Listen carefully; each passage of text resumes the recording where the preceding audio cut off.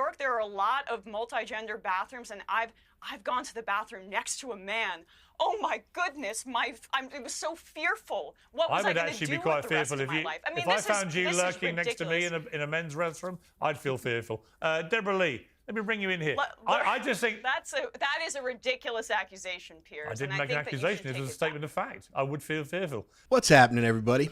In this video, we have Emma Vigland, co-host of The Majority Report with Sam Cedar, over-talking, dominating the conversation, and not allowing a single other panel member or even the host to get a word in because, come on, guys, she's better than all of them. She's better than all of us. Emma Vigland touts her sports podcast. I'm surprised I said that without laughing. I am a real pro. And tells everyone how important it is for men to piss in women's bathrooms. With that, let's watch possibly the most annoying woman on the planet, Emma Vigland, be woefully oblivious to the fact that she's making a fool of herself and everyone is laughing at her. Let's go.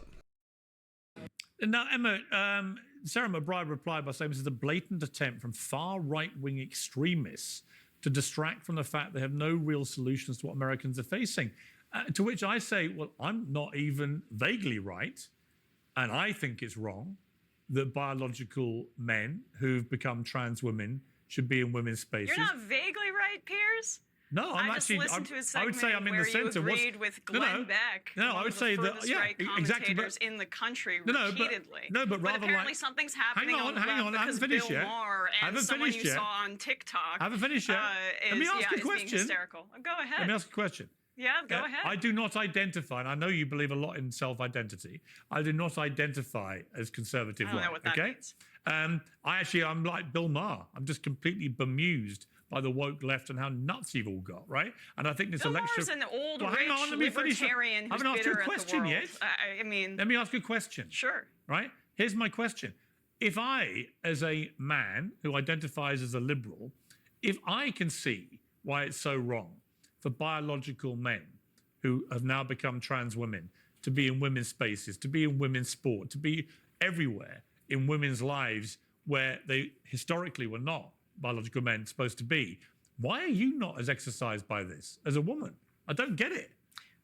Why? You're all about women's rights. First of all, absolutely. I host a sports podcast. I care deeply about sports, and I believe that anybody that identifies as a woman should be able to participate in the sport as long as it abides by the particular bylines or guidelines. You know it's wrong. You know it's unfair. Said sports league, but actually we're talking here about Nancy Mace, who loves a camera in her face and loves attention wherever she can get it. You know, I find it pretty disgusting that she is basically implying that this trans lawmaker, just by being in her presence in the bathroom, may rape her. I do choose to speak up for women's rights. I believe that I do so on my program, The Majority Report, regularly.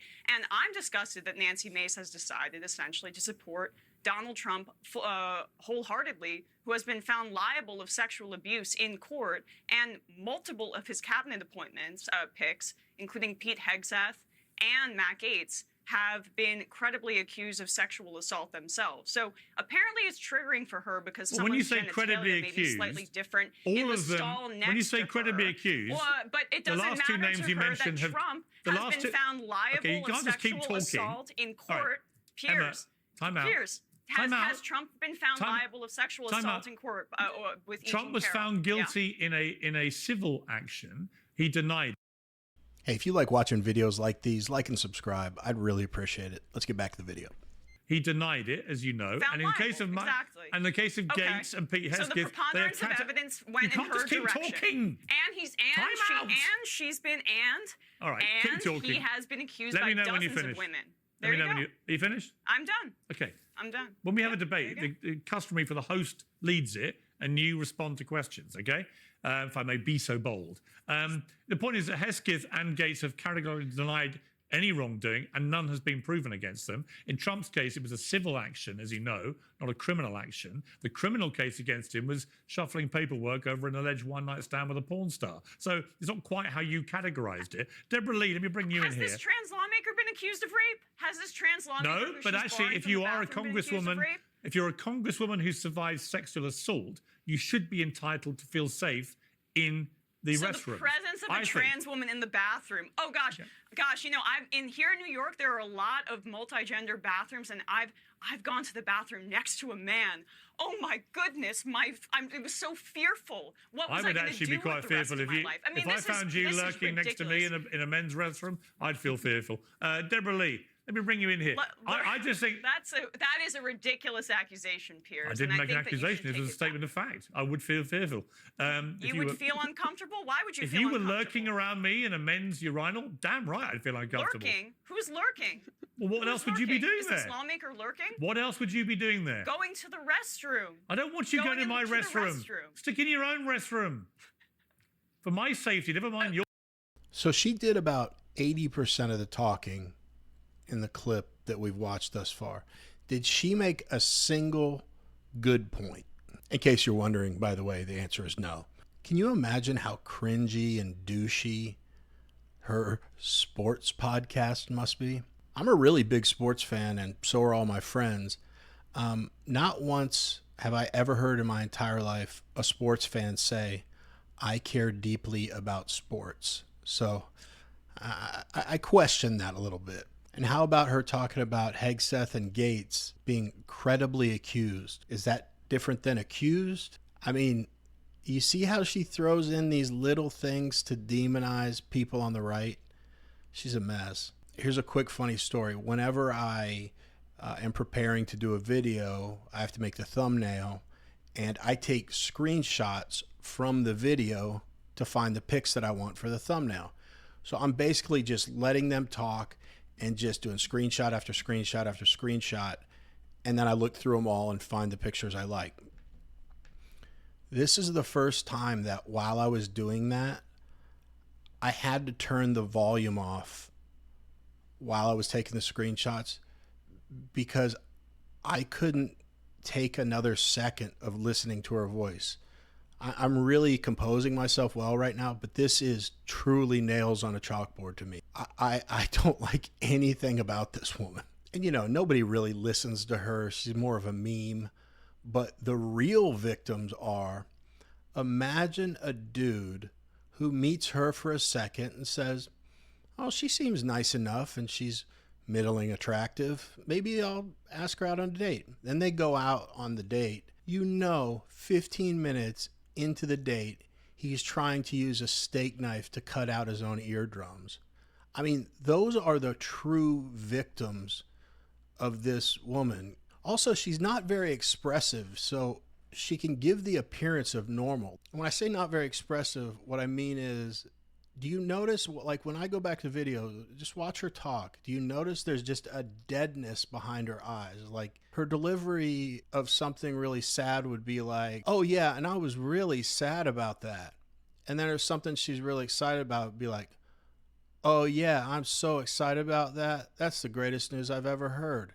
It's just pure deadness and sadness and just evil behind those eyes. So that hypothetical gentleman I spoke about, he's not really the one to blame. You know, if he only met her for a second and it was a nice interaction, but boy, if you peel back the thinnest layer, you're like, what have I done? Anyway, let's get back to the video. Okay, but would a man be lurking? Would a biological man, is he lurking next to you? That's the whole point.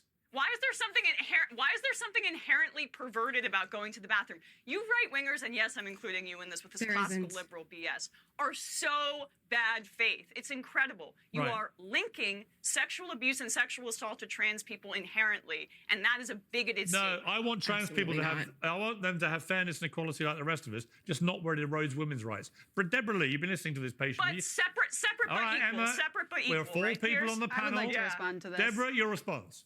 Hey.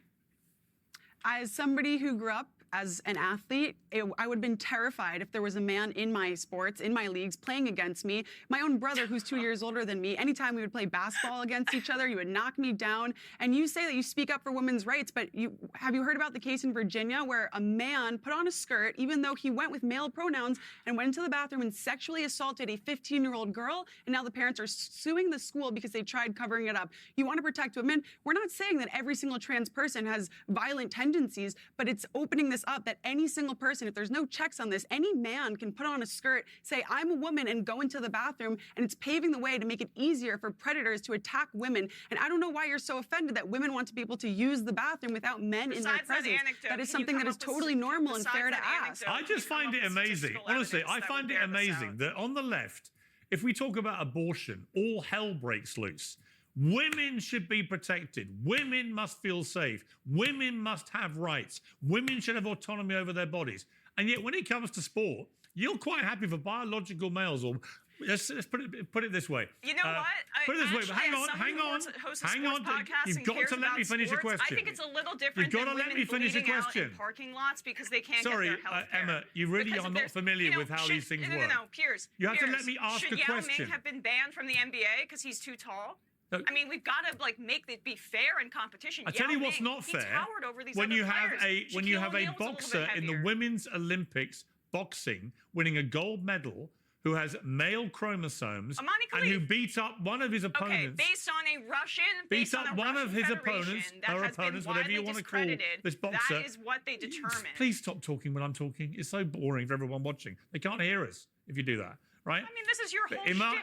I mean, you've been doing debates about the genocide in Gaza. Am I going to have to mute you? Because honestly, everyone is sick of this now. Just please conduct yourself properly in a debate. Otherwise, we get nowhere, right? Let me bring in Amala. You've been waiting patiently. What do you think of this?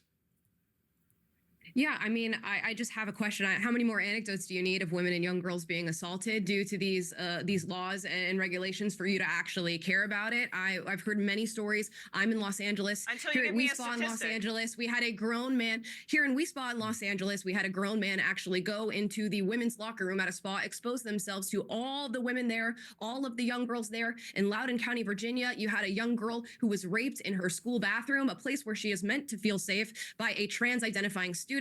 In the state of New Jersey, in their prison system, they allowed trans-identifying women to go ahead and move over to the women's facility. That ended up with 2 pregnant inmates. Be it consensual or non-consensual, it does not matter. These situations are 100% avoidable. And we are in no way characterizing all trans women as being predatory in nature by any means. It is to say that you are opening a door that needs to remain closed. And our comfort does matter. Our safety does matter. And by the way, Amala, by the way, we agree hang on, Emma, I'll come back to you. Emma, I'll come back to you.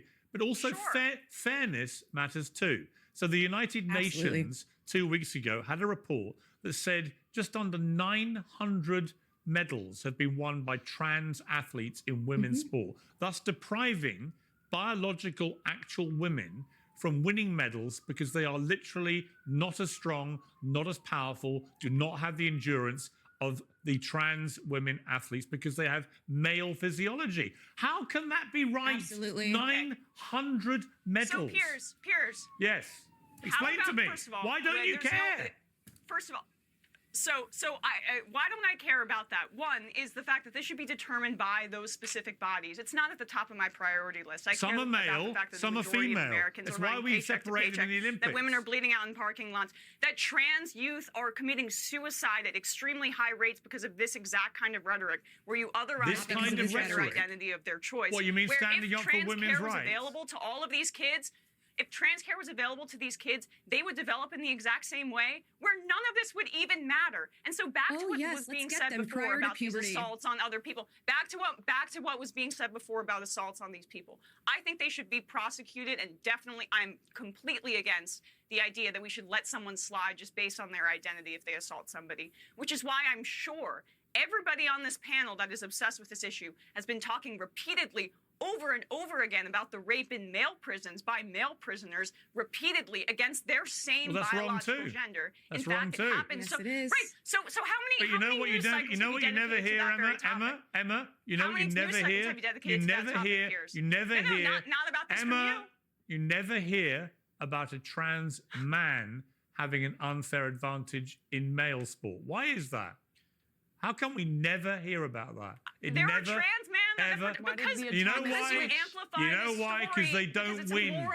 They don't win because they have inferior physiology. Just like it was about how we don't hear about it because it's not an issue because they can't win. No, Let me bring in. All right, let me bring in because Luke. these are issues that are titillating to white liberals or Titillating. white How conservative weird you leaning would women say in the titillating. suburbs. It's ridiculous. Yeah, what's ridiculous is that White you. For you, it conservative clearly women? is. You're not focusing on the more systemic rape issue in our prisons and in our You haven't asked me about our, that. our facilities You in this haven't asked me country. about that. But I just did. Why haven't you been talking about male rape and male I think it's prisons, which is terrible. way Shameful. more All right, likely let me to jump in occur here, Piers. than a Yeah, Luke, trans jump in. Then dedicate more segments to it then. So an actual female athlete on the panel talks about a situation where something awful happened to a girl when a man came into a restroom and did the unthinkable. Instead of showing empathy for that victim, this awful human being, Emma, says, "Show me some statistics." Why do you need statistics? Isn't that an awful situation? Like, isn't one time that happening too much? Like, what would statistics do for you? Are you looking for a certain number of times for it to happen before you'll acknowledge that that's a concern or a problem for women? What a ridiculous response to a horrific event that happened to a young lady. Then Piers Morgan talks about this UN report, and 900 some medals have been taken away from women by trans athletes. And she says, that's not at the top of my list. They can deal with that. So those statistics don't matter. But there's more hypocrisy. She then goes on to Old Faithful. The trans youth are committing suicide because of rhetoric like this. Emma, I'll tell you a secret. There's zero data to back up that claim. So for things that are important to you, you don't need statistics. You just spew them out. And the coup de grace was when she said, none of this would be a problem if we'd transition kids when they're younger. I've watched a lot of stupid stuff on this channel, but that's got to be in the top 5 or 10 dumbest things I've ever heard a lefty, lib, progressive idiot say. Again, on this topic, she doesn't care about statistics. Emma, first of all, we don't want to butcher our children. Second of all, there's no difference in suicidality between pre-op and post-op trans people. So why would that solve everything? What are you talking about? No matter how you butcher a child, the drugs you give them, the hormone blockers, whatever you want to do, they are still either a boy or a girl. I'll wrap up with this, and this is my summation based on obviously limited knowledge of Emma Vigland. She is the embodiment of what happens when someone has been handed everything on a silver platter their entire life and never faces a single hardship. I would bet that she's not a Christian, and as often happens in these cases, she is desperately searching for something to be passionate about and to give her life meaning. So she's clung to these wildly progressive issues that she thinks matter, not realizing that normal people don't agree with her and don't give a fuck what she says. So let me know in the comments, do you think like someone like her will ever at some point in her life have an epiphany that everything they've ever advocated for was completely meaningless? Probably never, right? Because they have people around them telling them, great job. But let me know in the comments, first of all, just what you think of her, but do you think she'll ever wake up? I think she's too far gone, but let me know. Anyway, that's it for this video. If you like watching videos of progressive nut jobs spewing nonsense and making everyone laugh at them, then click on one of the 2 videos that just popped up on your screen. Otherwise, as always, I really appreciate you watching today. The end.